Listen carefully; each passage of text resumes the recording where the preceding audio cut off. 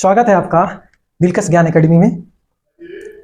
आज हम लोग पढ़ेंगे ट्वेल्थ के हिस्ट्री के बारे में। जैसे ट्वेल्थ के हिस्ट्री में 3 चैप्टर है, भाग 1, भाग 2 और भाग 3। जैसे कि फर्स्ट हिस्ट्री इतिहास में कक्षा 12 कक्षा 12 में सबसे पहले क्या पढ़ेंगे? इतिहास। ठीक है, इतिहास। इसमें इतिहास के 3 बुक है। 3 बुक है इतिहास का। पहला है भारतीय इतिहास के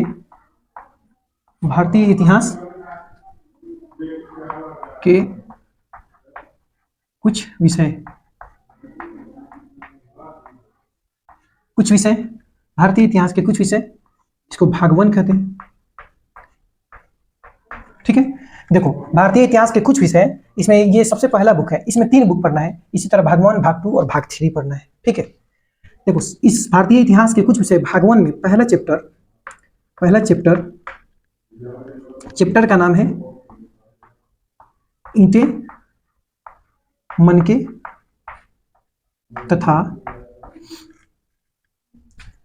तथा अस्थियां।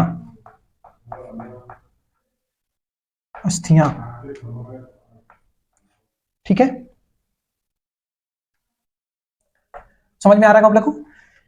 कक्षा 12 में इतिहास के विषय में सबसे पहला इतिहास भाग 1 जो है भारतीय इतिहास के कुछ विषय भाग 1 और चैप्टर ईंटें, मनके तथा अस्थियां। इसी को क्या कहा जाता है?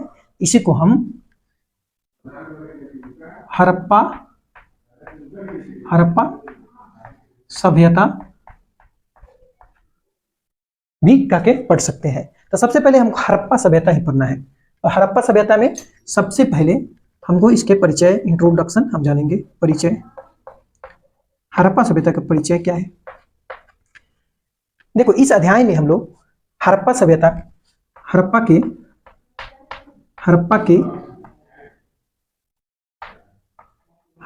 इतिहास, हड़प्पा के इतिहास और वहां के लोगों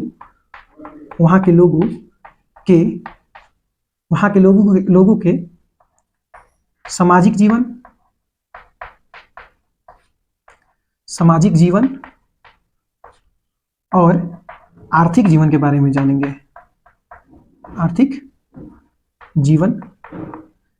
जानेंगे। तो सबसे पहले जो परिचय में ये बात आता है कि परिचय में हड़प्पा के इतिहास और वहां के लोगों को सामाजिक जीवन और आर्थिक जीवन के बारे में जानेंगे।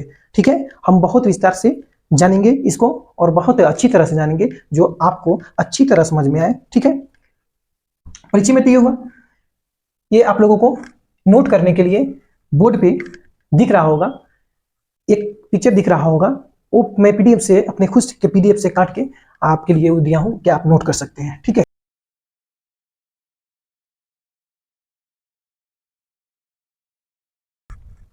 सबसे प्राचीन सभ्यताओं में से एक है। यह सभ्यता सिंधु नदी के किनारे स्थित था। किस नदी के किनारे?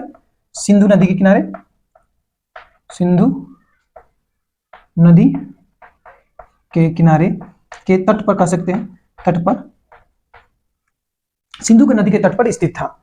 देखो सबसे पहले परिचय हड़प्पा के इतिहास के बारे में जानेंगे। उसके बाद वहां के लोगों के सामाजिक जीवन, वहां के लोगों के आर्थिक जीवन के बारे में जानेंगे। उसके बाद परिचय में ही आप लोग को दिख रहा होगा, परिचय में हम 1-2 लाइन या 3 लाइन दिए हैं जिसको आपको अच्छी तरह से लिखना है। जैसे सबसे प्राचीन सभ्यता, यह सबसे प्राचीन सभ्यता थी। ठीक है, और शहरी जीवन और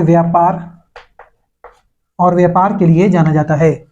सबसे प्राचीन सभ्यता है, सिंधु नदी के किनारे तट पर स्थित है। यह उन्नत नगर नियोजन और शहरी जीवन और व्यापार के लिए बच्चों जाना जाता है। ठीक है, परिचय में ये 2 लाइन लिख देंगे। और एक और परिचय में हम क्या लिखेंगे कि हम इस अध्याय में सिंधु सभ्यता के शुरू से लेकर पतन तक सभी बातों को जानेंगे। ठीक है, देखो इस अध्याय में शुरू से लेकर पतन तक सभी बातों को जानेंगे। एक बार और समझते हैं बच्चों कि भारतीय इतिहास के कुछ विषय भाग में सबसे पहला चैप्टर ईंटें, मनके तथा अस्थियां आता है और इसको हड़प्पा सभ्यता भी कहते हैं। परिचय में इसका देखेंगे। इतिहास के हड़प्पा के इतिहास और वहां के लोगों के सामाजिक जीवन और आर्थिक जीवन के बारे में हम जानने वाले हैं इस विषय में। ठीक है, दूसरी बात यह है कि यह सबसे प्राचीन सभ्यता थी। यह सिंधु नदी के तट पर स्थित थी। ठीक है, सिंधु नदी के तट पर स्थित थी। यह उन्नत नगर नियोजन और शहरी जीवन और व्यापार के लिए जाना जाता है। इस अध्याय में शुरू से लेकर इसके पतन तक के सभी बातों को हम जानेंगे। ठीक है, ये तो आप लोग समझ गए होंगे।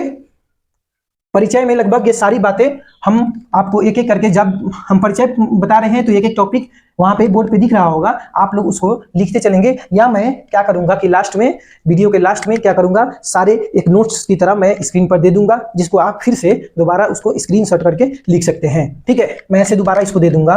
ठीक है, ये तो परिचय तो खत्म हुआ। इसके बाद दूसरा टॉपिक है हड़प्पा सभ्यता की खोज।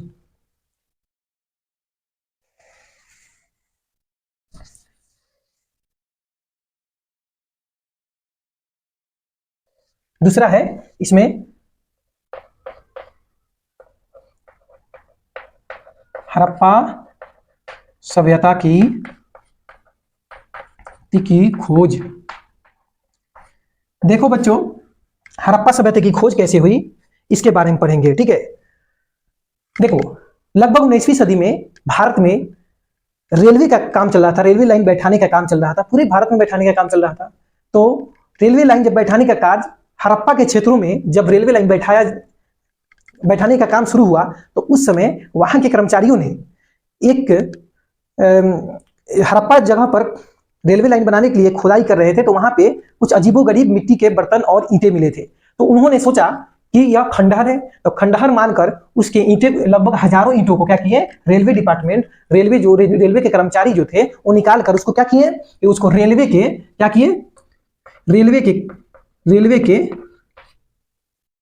कार्य में इस्तेमाल किए। ठीक है, उसको रेलवे के कार्य में इस्तेमाल किए। लेकिन इस बात का ज्ञान रेलवे कर्मचारियों को नहीं था, क्योंकि वहां पे एक सभ्यता थी। ठीक है, लेकिन बीते वर्षों बाद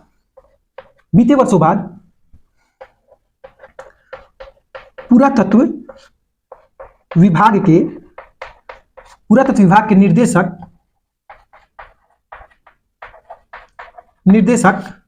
का नाम था sir John Marshall. Sir John Marshall ने क्या किया कि सर जॉन मार्शल ने उस समय एक पुरातत्व हुआ करता था, उसका नाम था दयाराम साहनी।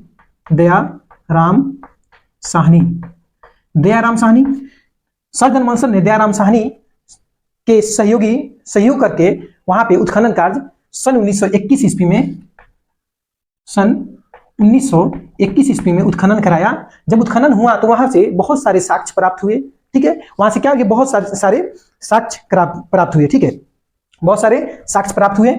उसके बाद यही एक साल बाद 1921 ईस्वी में, नहीं 1921 तो हो गया था, 1922 ईस्वी में राखाल दास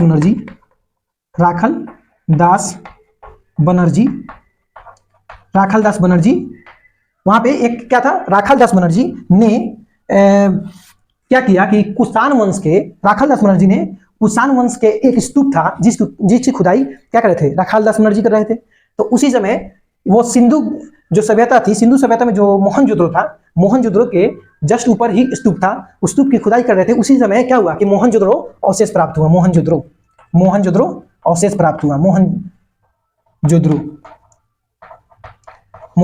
ठीक है, अब मोहनजोदड़ो जो था वो क्या हुआ, राखाल दास बनर्जी ने 1920 में इसका उत्खनन करवा दिया। ठीक है, और जब उत्खनन करवा रहा था तो उस समय हड़प्पा से मिलता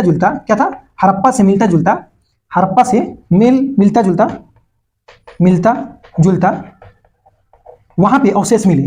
ठीक है, हड़प्पा से मिलता जुलता वहां पे अवशेष मिले। तो जब हड़प्पा से मिल गए वहां पे अवशेष, तो इसके बाद समझेंगे कि सन सन 1924 में, मैं इसे मिटा देता हूं, आप लोग स्क्रीनशॉट लीजिएगा तो ले लीजिए, ऐसे सब ये लिखा हुआ होगा बोर्ड पे। अब क्या था, सन 1924 में सर जॉन मार्शल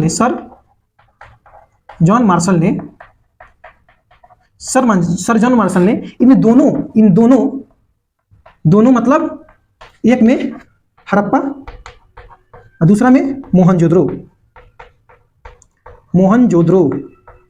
दोनों का क्या किया, हड़प्पा और मोहनजोदड़ो का क्या किया, जितने भी अवशेष मिले थे उसका क्या किया, अध्ययन किया। अध्ययन करने के बाद उन्होंने ऐलान किया कि वहां पे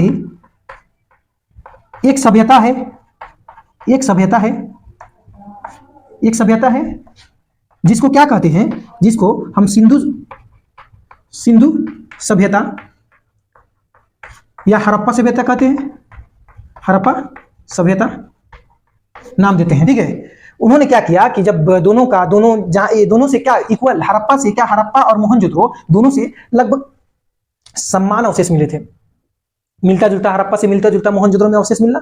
अब मिला वहां पे तो सर जॉन मार्शल ने 1924 ईस्वी में क्या कर दिए कि वह ऐलान कर दिए, उसका अध्ययन करने के बाद ऐलान किए कि हाँ, यहाँ पर एक सभ्यता है जिसको हम सिंधु सभ्यता या हड़प्पा सभ्यता कह सकते हैं, ठीक है। समझ में आया बच्चों?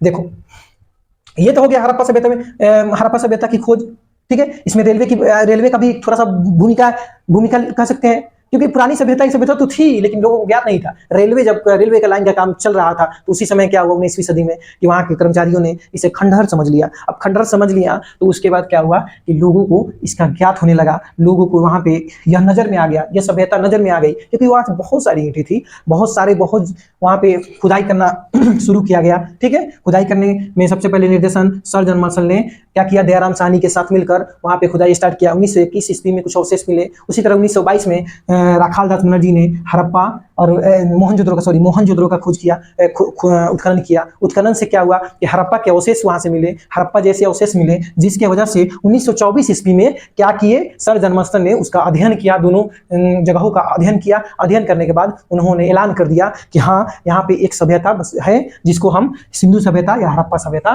कहते हैं। समझ में आया बच्चों? ये तो हो गया बच्चों। अब क्या है,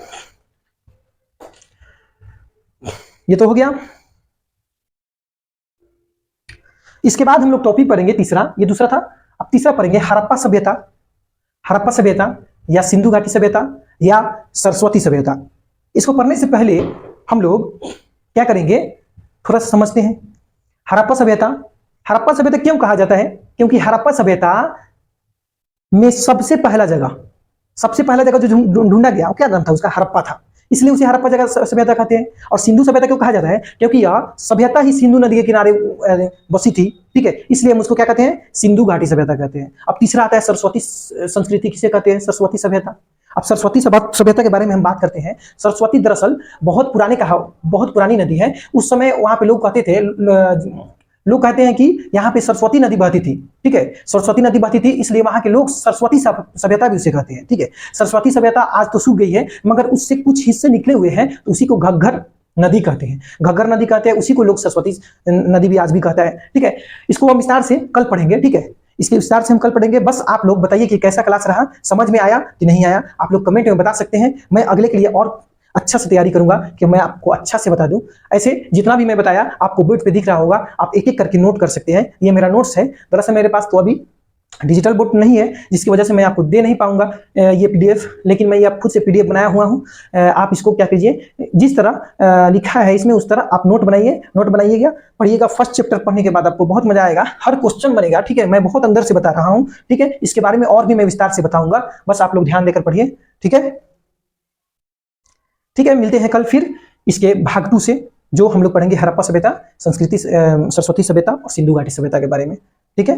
वीडियो को लाइक करें और चैनल को सब्सक्राइब करें। Thank you.